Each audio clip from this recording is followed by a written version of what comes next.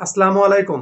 কারো বিরুদ্ধে যদি মিথ্যা মামলা হয়ে থাকে এবং সেই মিথ্যা মামলা তদন্তের জন্য কোনো তদন্ত সংস্থাকে দেওয়া হয়ে থাকে এবং সেই তদন্ত সংস্থা কে আপনি সমস্ত ডকুমেন্ট দেওয়ার পরেও যদি সে আপনার কাছে ঘুষ দাবি করে এবং ঘুষ না পেয়ে আপনার বিরুদ্ধে কোর্টে মিথ্যা প্রতিবেদন দাখিল করে, সেক্ষেত্রে বিচলিত হওয়ার কোনো কারণ নেই।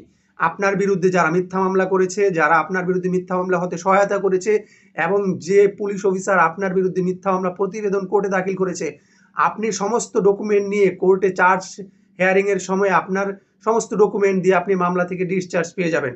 আপনি ডিসচার্জ পেয়ে যাওয়ার পরে আপনার কাজ হচ্ছে যারা আপনার বিরুদ্ধে মিথ্যা মামলা করেছে, যারা মিথ্যা মামলা করতে সহায়তা করেছে এবং যারা আপনার বিরুদ্ধে মিথ্যা প্রতিবেদন কোর্টে দাখিল করেছে তাদেরকে আসামি করে আপনি কোর্টে মামলা দায়ের করে দেন তাদের বিরুদ্ধে।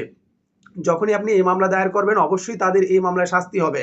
এই মামলায় শাস্তি হলে যে পুলিশ অফিসার যে প্রতিবেদন দিয়েছিল কোর্টে মিথ্যা প্রতিবেদন,